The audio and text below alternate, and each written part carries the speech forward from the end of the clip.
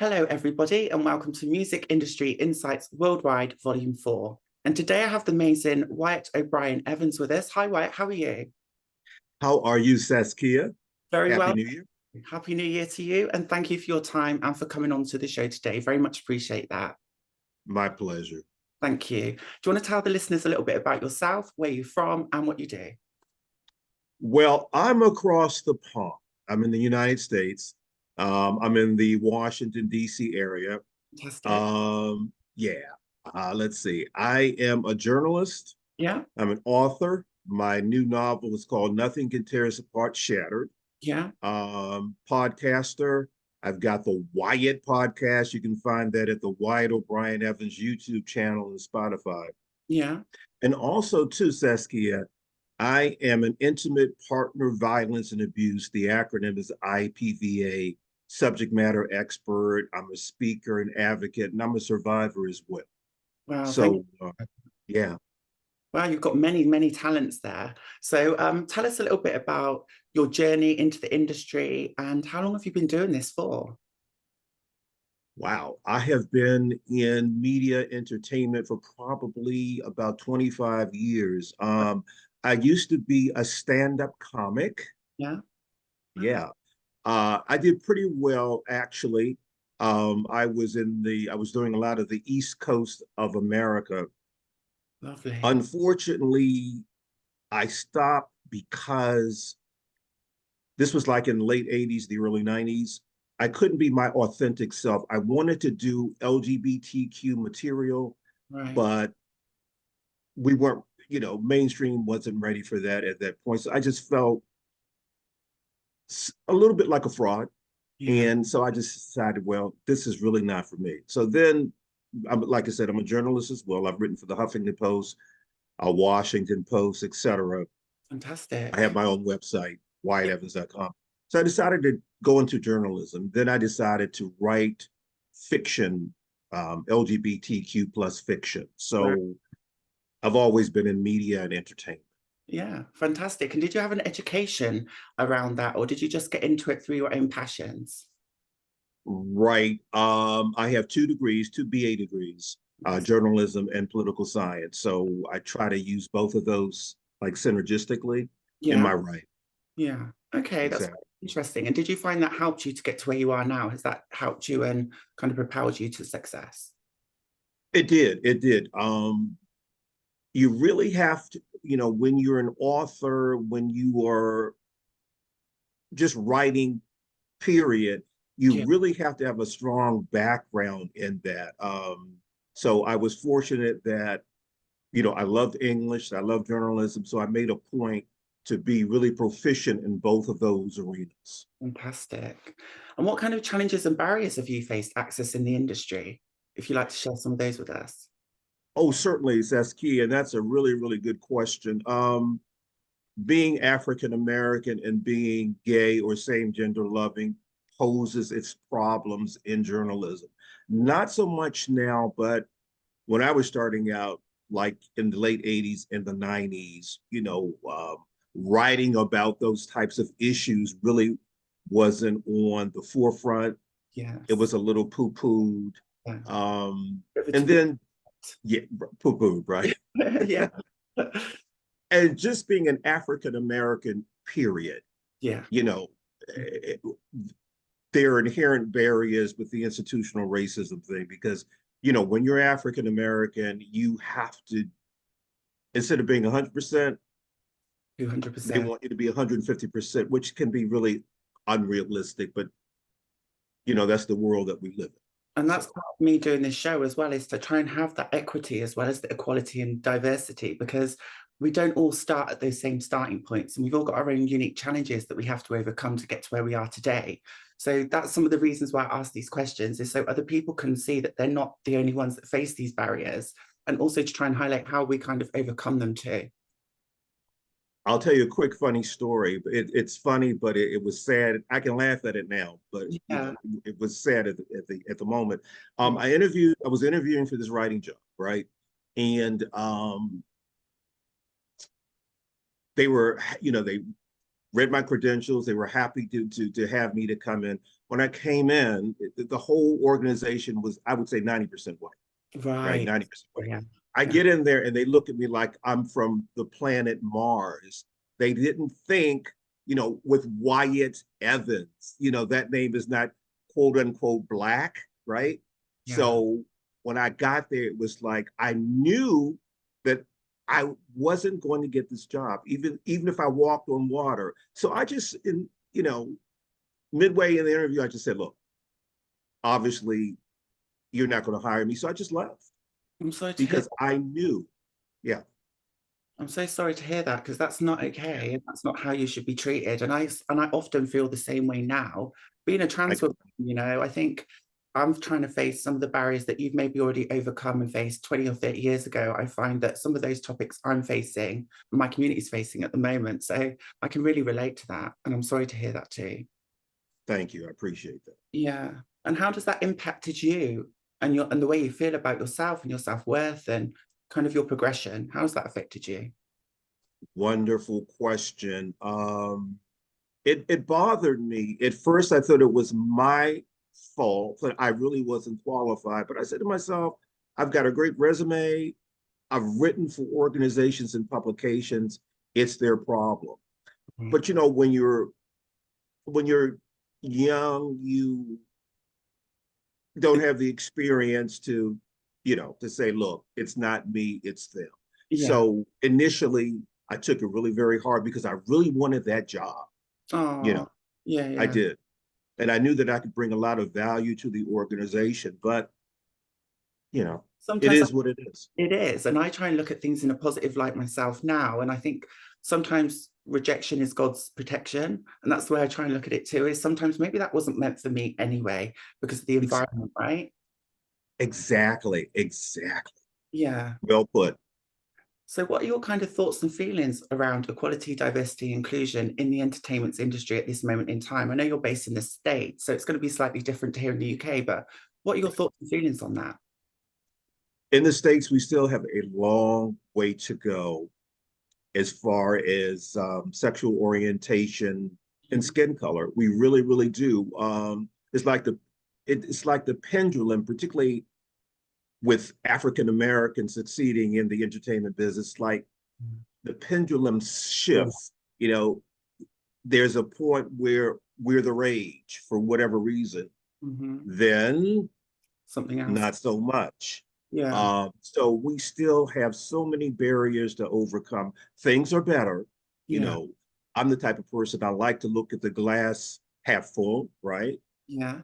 Things are better, but it needs to get better for race and sexual orientation and gender. Okay. So if there was two things you could change in the next couple of years, any two things, what would they be specifically? Ooh, um, hmm. There needs to be, there's definitely, Saskia, needs to be more representation Mhm. in the LGBTQ community in movies and TV in the States, and particularly portraying trans individuals. Mhm. Definitely. Yeah. And within that subset, there needs to be more, you need to see more Black gay men in TV and movies. And we don't see that. That's one of the reasons why I wrote my Nothing Can Tear Us Apart series of novels, because I talk about basically the theme is two men of color, one Latino, one African American, who are working hard to keep their monogamous relationship alive and well. Yes. Intimate partner violence and abuse is one of the themes. So in movies and TV, we need to see more LGBTQ plus representation, particularly transgender. And we also need to see more Black and LGBTQ people behind the scenes, because when you think about it, behind the scenes is most important. They decide what's going to be on the screen. Yes. So we need more of us in positions of power to make that happen. That's a great answer. And I think that's something that I'm always working on is to have communities writing about their own communities rather than Right. outside of your community writing what they think the community should be or how the community is when it's not the authentic representation of that. So I think that really helps. Exactly. Yes. So kind Mhm. of, do you think the cultural and age differences have had an impact on the kind of equality and diversity around LGBT, gay men, trans people? Do you think that's had an impact on the political atmosphere as well in the States? Because it can be very divisive. So do you think that's had an impact on the success and the role models and the visibility? Yeah, ageism, unfortunately, Saskia, in the States anyway, Yeah. ageism is alive and well. I'm an old guy. You're not you're not an old guy. Don't you dare say that's Wyatt. That's not true. You're a spring chicken still in my eyes. You've got loads of life left, yeah. I love that. But, I'm not going to tell people how old I am, Yeah. but, you know, ageism is alive and well. It appears, I mean, even in straight mainstream entertainment, the focus is on youth. When you hit 40, it's like bye bye, you're out to pasture. But we need to see more stories of LGBTQ people of color. We need to see that because the world isn't just 20s and 30 something people. We need to see so many different stories to reflect the true diversity of the world that we live in. I love that. And I really respect that. And it's another thing that we can look at is like 20 and 30-year-olds, okay, some of them might have experienced that intimate partner violence. And a lot of people might not have even experienced it at that age because I hadn't when I was in my 20s or 30s. So I think that's also another thing where as I've kind of grown up and got older, is that you experience more, you learn more along the way, and you're able to relate to those and represent those as well as part of your own personality and your persona, right? Absolutely. And, in the States, anyways, people 50, 60, and 70 are experiencing rather intimate partner violence and abuse. They may be living alone, may be lonely, and they're susceptible to that predator who gets into their home and abuses them. So there's stories to be told across the age spectrum. Yes. And I think that's really, really important, isn't it? To show It that. is. So kind of tell It us, is. you think being in the and also you're an author, so you write books. Tell us a little bit more about that. And obviously being a Black author as well. What's that like? Because that must come with a lot of challenges too, right? Oh my goodness, yeah.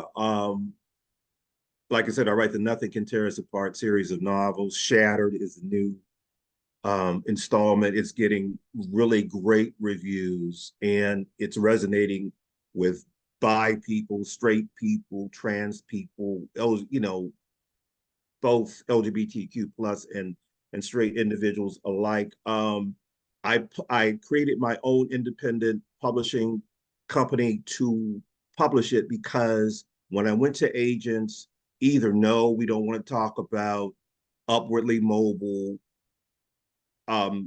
gay men, gay men, be they Latino or Black, we don't want to hear about that. Um, so even or what they wanted to do, Saskia, is change the theme, change the message, and I wasn't going to do that. I wasn't going to give up that type of control, so I published it myself. So trying to get an agent was really very difficult. Trying to get the message across, trying to convince publishers that there is an audience for upwardly mobile gay men of color, but Yeah. they didn't see it. So actually, it was good that I didn't take the deals because I was able to do it myself, control it, and present it the way that I wanted to. Right. Um, but in the States, it's really hard anyway, be you white, Black, whatever, to get a publishing contract, a publishing deal. So it's tough. But Well, but when you're Black and when you're LGBTQ plus, it's even more difficult. well done for succeeding and for doing what you do and being such a great advocate and role model for the work you do. I think it's fantastic.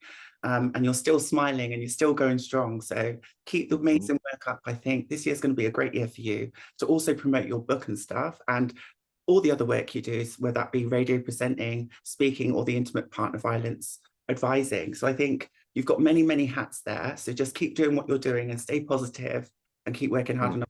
You're going to do some amazing things. Do you think it's affected your mental health, doing Mhm. the things that you do, or the way you feel about yourself? Well, oh wow, that's a really good question.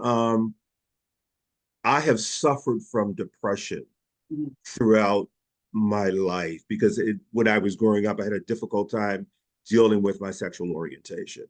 And then my first relationship was emotionally and mentally abusive. Fortunately, I was able to get out of that. And, I'm healed.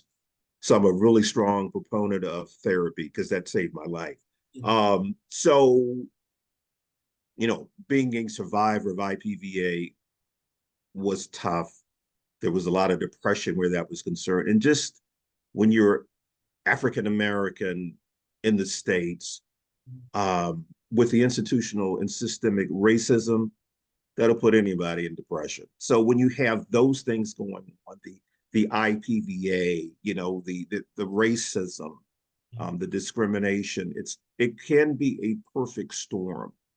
And you really have to be very cognizant about how you're feeling about your mental health. And like I said, I'm a strong advocate of seeing an appropriate therapist. It will save your life. It really will. I've personally been to therapy myself, and I found that very, very Mhm. useful.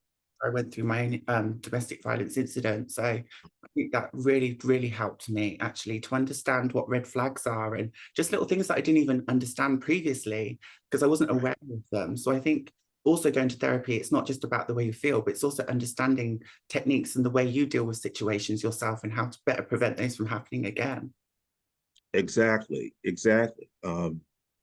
I like it. I give people this example when I do workshops about IPVA and I talk about the whole mental health thing. Here's the example I give. Let's say, for example, you break your arm, right? You're not going to treat it yourself. You're going to go to the doctor. He or she will probably prescribe pain meds and put it in a cast. So Yeah. you have to you need to seek professional help. It doesn't necessarily mean you're crazy. It just means that you need to work on something so that you can heal and feel better. And also process the trauma that you've been through and recover from that. Right. Absolutely. Yeah, definitely. And kind of, have you ever also suffered? I know you've touched on this already, discrimination and stigma, but do you still Mhm. suffer from that now? Even though you've done all these things and you're doing all these amazing jobs, the lack of opportunities, the discrimination, the stigma, do they still exist? Oh yeah. Um, and yeah, stigma is like can be the albatross around your neck that's choking you, Yeah, particularly where intimate partner violence and abuse is concerned. That's why you have a lot of gay men not reporting it because no man wants it known that another man is beating him, right? So that's stigma there. Stigma also in when you're African American or you're a person of color and you're just dealing with trying to survive in the world because still you have this too many people put a premium on whiteness, yes. so stigma can affect you in so many different ways. It affects, you know, people of different genders, different orientation, sexual orientations, different ethnicities, different races. Yeah. And I think that's another great point you make, actually, when I think about it, because I'm from a mixed heritage myself. So my mum's African American, as I said to you before. And I think it's must be harder for certain people in different communities, for example, the Black community to be accepted as gay than it would be for someone from the white community to be gay as well, and those different challenges, right? So how did you find that? I'm so glad, Saskia, you touched on that because unfortunately, too many times in the African American community, Yeah, uh, if you're gay, you're ostracized. yeah, That stigma there. Sometimes, unfortunately, being gay or same gender loving just isn't readily acceptable in the African American community. So, therefore, you have that stigma, and then you're entering the world at large. So, you're dealing with white racism, right, right? yeah. And then you're LGBTQ. Systemic So, you failure. have Yeah. exactly. So you've got all of these different forces coming together, and it's just a whirlwind that you have to deal with to get through to the other end, right? And I really feel for you. And this is why we need more representation of role models like yourself, speaking up and sharing these stories so other people can understand them from your point of view. Does that make sense?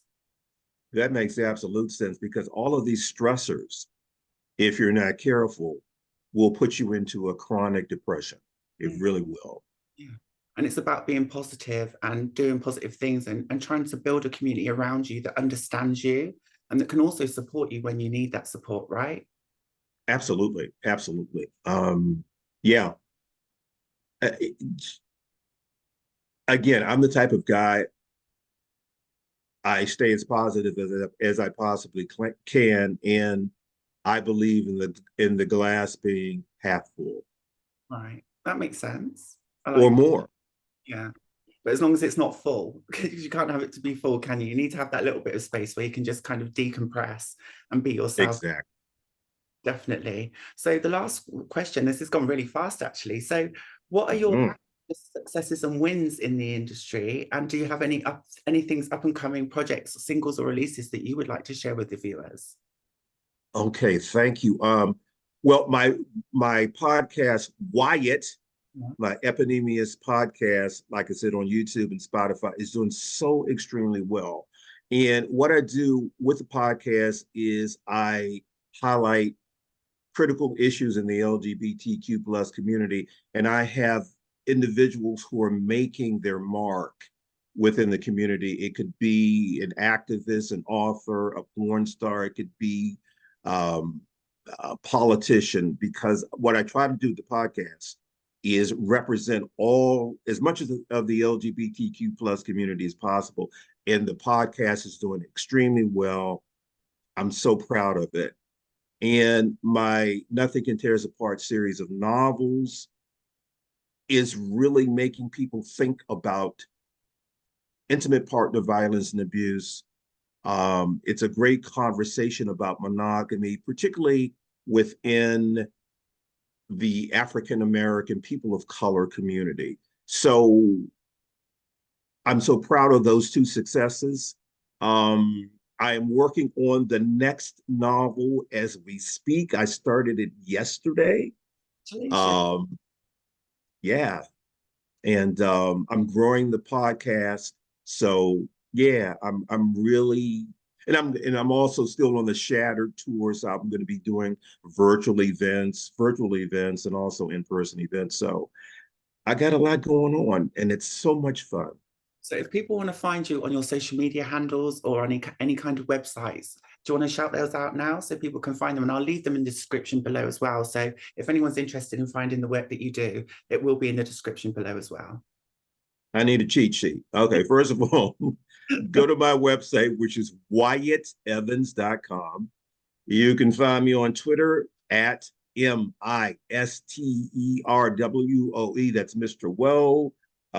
Also, too, on Facebook, Wyatt O'Brien Evans.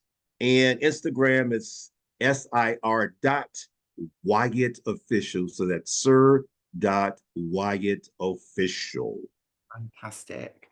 That's been amazing. And thank you again for coming on the show and just sharing some of your challenges, some of those barriers, what you're doing now. And where's your next couple of tours in America? Is there any places in America that people might be able to come and see you in person? Where's your next stops on your tour? Well, you know what? I will know more about that probably in about a week and a half. You can always go to the events page at WyattEvans.com, and it's all there. Perfect. So if anyone's listening in the States, please go along and support Wyatt and the amazing work that Wyatt's doing and for the rest of the LGBT community, because it's absolutely fantastic. And it's been such a pleasure to have you on today. Thank you for your time. Really appreciate it. Saskia, you are fantastic. Oh, thank you. I really appreciate your kind words and God bless you and stay up with the amazing work that you're doing. And I'm so glad we have met. So thank you very much. Thank you for having me on. That's a pleasure. Thank you. Mwah.